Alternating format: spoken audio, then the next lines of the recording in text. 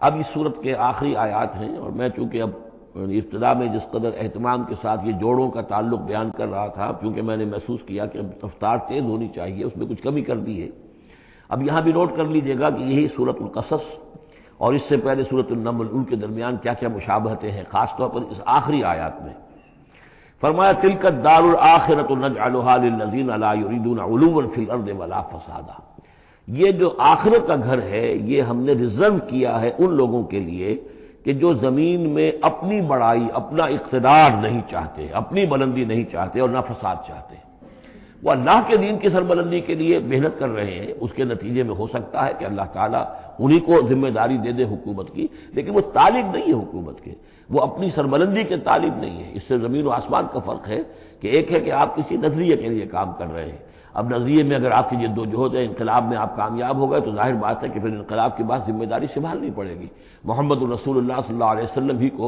مدینے کی اس چھوٹی سی شہری ریاست جو وجود میں آئی تھی، آخر اس کی ذمہ داری سنبھالنی پڑی، حالانکہ آپ خدا نہ خواستہ کوئی اقتدار کے طالب یا اقتدار کے بھوکے تو نہیں ہو سکتے تھے، لیکن یہ ہے کہ طلب جو ہے وہ اللہ جانتا ہے دل میں کس کے طلب ہے۔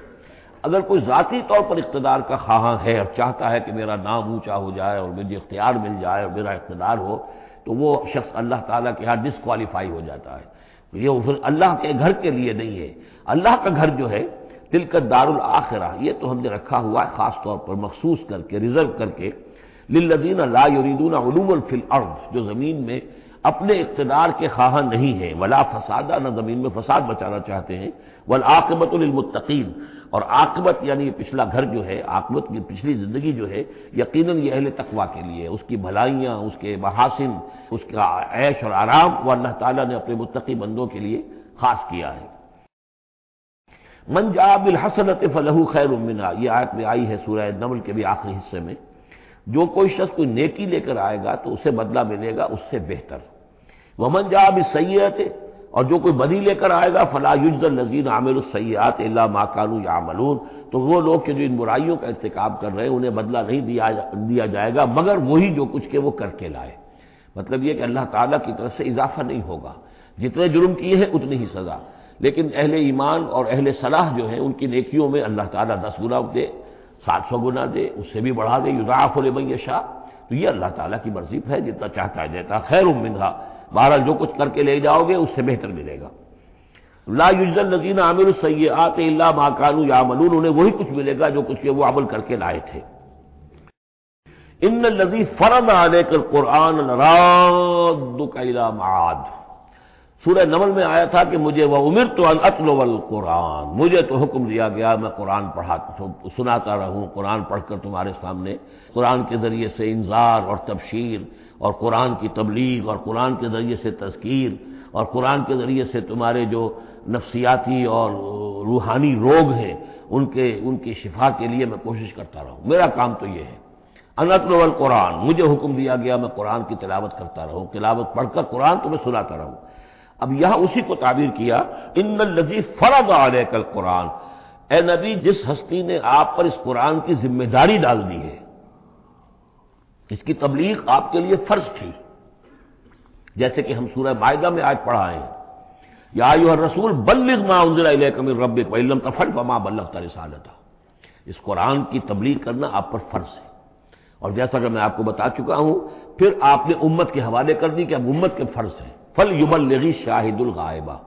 فَلْيُبَلِّغ یہ فعل امر ہے، اب لازم ہے کہ وہ پہنچائیں جو یہاں ہے ان کو، جو یہاں نہیں ہے۔ اس طریقے سے یوں سمجھیے کہ ایک سلسلہ جو ہے وہ شروع کر دیا گیا، لیکن یہاں فرمایا جا رہا ہے اے نبی ان الذی فرض علیک القرآن،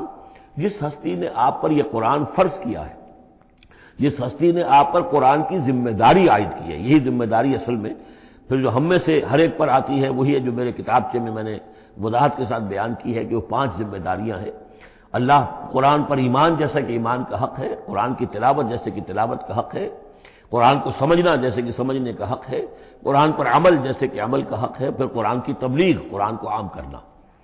ان الذی فرض علیک القرآن رادک الی معاد، وہ یقین آپ کو لوٹا لے جائے گی، وہ ہستی، وہ اللہ جس نے آپ پر یہ قرآن کی ذمہ داری ڈالی ہے، تبلیغ قرآن کا فریضہ آپ کے کاندھوں پر رکھا ہے،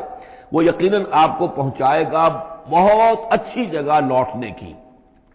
معاد عادہ یعودوں سے اس میں ظرف ہے، لوٹنا، لوٹنے کی جگہ۔ اب معاد سے مراد آخرت عام طور پر ہے، ایمان بالرسالت، ایمان باللہ، ایمان بالمعاد، ایمان بالآخرہ کو ایمان بالمعاد بھی کہا جاتا ہے۔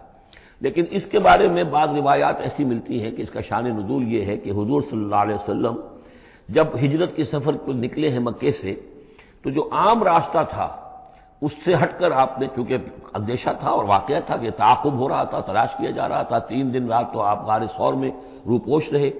پھر آپ نے ایک بڑا ہی سخت راستہ اختیار کیا تھا کہ جو پہاڑی راستہ تھا جو گزر رہا تھا، جس پر کہ کوئی انسان جاتا نہیں تھا، لیکن کچھ آگے چل کر وہ راستہ جو ہے وہ پھر اس مین راستے سے جا کر مل گیا۔ یوں سمجھیے یہ راستہ جا رہا تھا مین، کہ جو مکے سے مدینے کا تھا، حضور نے ایک اور راستہ اختیار کیا، لیکن کچھ عرصے کے بعد وہ راستہ جا کر اس راستے کے ساتھ مل گیا۔ جہاں ملا، اب آپ خود سوچئے کہ وہاں ایک ایسی سچویشن آ گئی کہ حضور ایک ٹی پر کھڑے ہوئے ہیں، اب داہنی طرف جاتے ہیں تو مدینہ ہے اور بائیں طرف جاتے ہیں تو مکہ ہے۔ اس وقت حضور کے دل میں ایک ہوک سی اٹھی ہے، اس لیے کہ جب آپ مکے سے روانہ ہوئے تھے تب بھی روایات میں آیا ہے کہ آپ کعبے سے لپٹ کر آپ نے یہ کہا تھا کہ اے بیت اللہ، مجھے تجھ سے بڑی محبت ہے، لیکن میں کیا کروں، یہاں کے لوگ مجھے یہاں رہنے نہیں دے رہے۔ تو گویا کہ کعبے سے یہ جدائی تو آپ پر شاق گزر رہی تھی۔ اب جب وہ آپ چند دن کا سفر کر کے اور چند دن وہ غار ثور میں روپوش ہونے کے بعد جب پہنچے ہیں، اب ایسی جگہ پہنچے کہ جہاں سے اگر دائنی طرف جاتے ہیں تو یہ مدینے کی طرف راستہ جا رہا، جانا تو آپ کو ادھر ہی ہے، لیکن سامنے وہ راستہ آ گیا کہ جو مکے کی طرف جا رہا، تو آپ کے دل میں پھوک سی اٹھی۔ اس وقت اللہ تعالیٰ نے آپ کے اطمینان کے لیے یہ آیت نازل کی کہ آپ گھبرائیے نہیں، مکے میں ہم آپ کو لوٹا کے لے آئیں گے، آپ یہیں پہنچیں گے، بڑی شان سے پہنچیں گے۔ اس وقت تو آپ کو نکلنے کے لیے جو ہے روپوش بھی ہونا پڑا ہے، آپ کا تعاقب بھی ہو رہا ہے، پھر وقت آئے گا کہ آپ ایک فاتح کی حیثیت سے داخل ہوں گے۔ تو یہ بھی اس کی ایک روایت چونکہ ہے تو یہ مفہوم بھی اس میں نکل سکتا ہے، لیکن عام طور پر یہ ہے، اس سے مراد میرے نزدیک یہی ہے کہ آپ کے لیے جیسے کہ سورۃ الضحیٰ میں کہا گیا ہے وَلَلْآخِرَةُ خَيْرٌ لَكَ مِنَ الْأُولَىٰ، اے نبی آپ کے لیے آخرت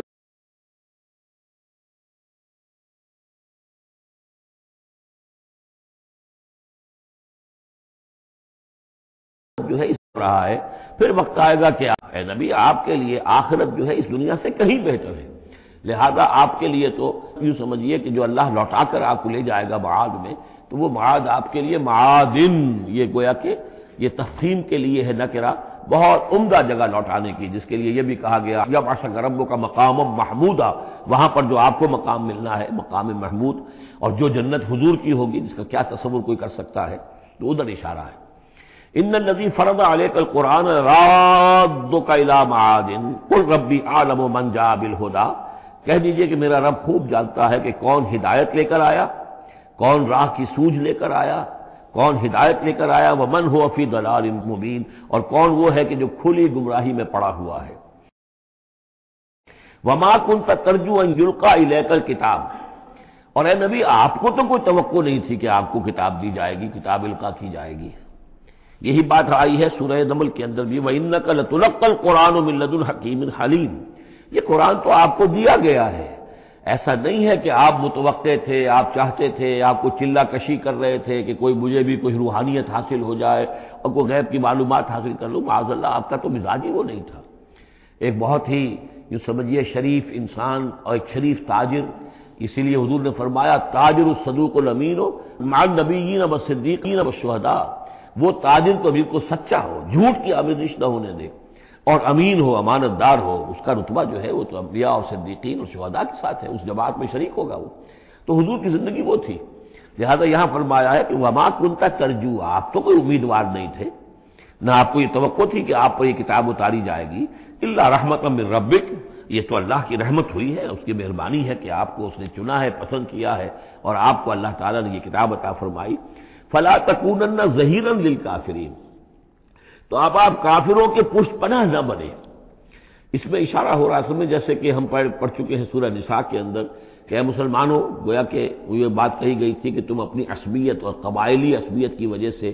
تمہارا ایک شخص ہے منافق ہے، اس نے وہ چوری بھی کی تھی، اب تم اس کی پشت پناہی کر رہے ہو اور سارا کا سارا الزام یہودی پر ڈالنا چاہ رہے ہو، تو یہ عصبیت جاہلیت ہے۔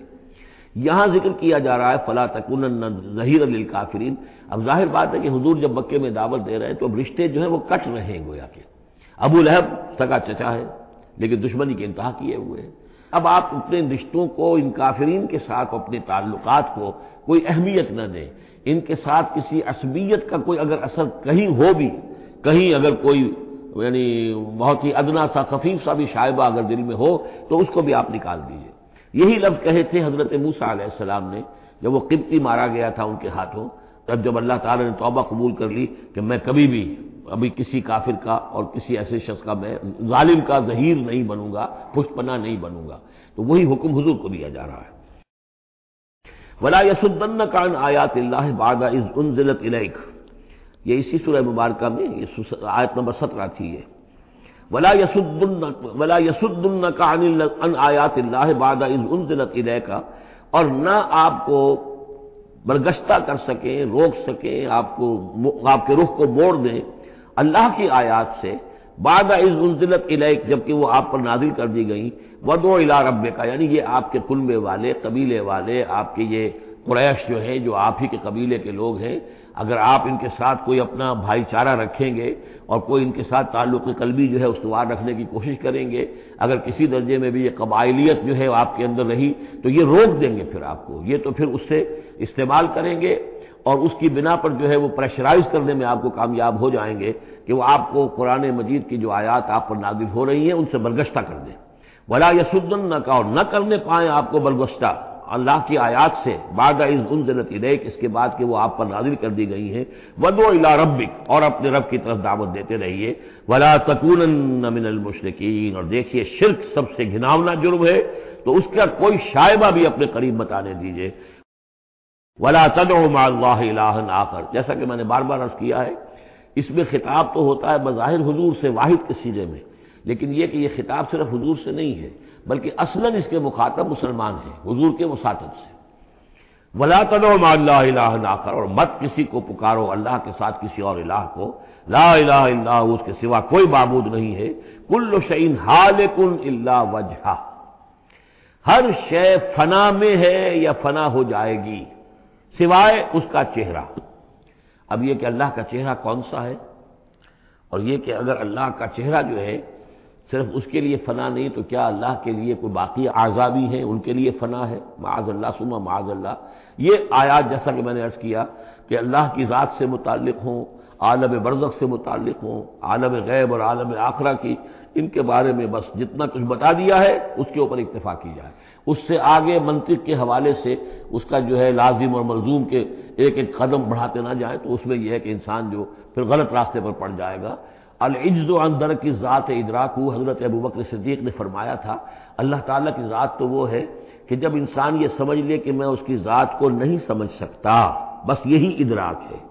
یہی معرفت ہے کہ اللہ کی ذات جو ہے وراء الورا ثم وراء الورا ثم وراء الورا، یہ الفاظ شیخ احمد سرہندی جن کو ہم مجدد الفسانی رحمۃ اللہ علیہ کے نام سے جانتے ہیں، وہ اپنے خطوط میں مکاتیب میں انہوں نے بار بار یہ الفاظ کہے، ذات باری تعالیٰ وراء الورا ثم وراء الورا ثم وراء الورا، اس کا کوئی تصور کسی انسان کے لیے ممکن نہیں ہے۔ لیکن یہ کہ ہر شے ہلاک ہو جانے والی ہے سوائے اللہ کے چہرے کے، ظاہر بات ہے کہ ہر شے کے لیے فنا ہے، اور یہاں پہ اکثر لوگوں نے پھر اس منہ سے مراد لیا پوری ہستی، جیسے کہ ہم بھی کسی کے منہ دیکھو کہ یہ کام کر رہا ہے تو گویا کہ کسی کے لیے، کسی کے رضا جوئی کے لیے کر رہا ہے، تو اس اعتبار سے گویا کہ ذات باری تعالیٰ تو ہے کہ جو ہمیشہ قائم رہنے والی ہے، اور یہاں اس کے چہرے سے مراد اس کی پوری ذات ہے۔ باقی جو کچھ ہے، اب جو ہمارے ہاں صوفیہ ہیں جو وحدت وجود کے قائل ہیں وہ تو اب بھی سمجھتے ہیں کہ باقی جو کچھ ہے وہ ہے ہی نہیں، معدوم کے درجے میں ہے، اس کی کوئی حقیقت نہیں ہے۔ کل ما فی الکون وہم او خیال او وقوف فی المرایا او ظلال، جو بھی کچھ اس کائنات کے اندر ہے اللہ کی ذات کے سوا یا تو وہ وہم ہے، کل ما فی الکون وہم او خیال او وقوف فی المرایا، یا جیسے کہ شیشوں میں عکس نظر آتے ہیں، آئینہ قد آدم ہے، آپ اس کے سامنے کھڑے ہیں تو آپ پیچھے بھی نظر آ رہے ہیں اس کے، ہے تو نہیں آپ وہاں،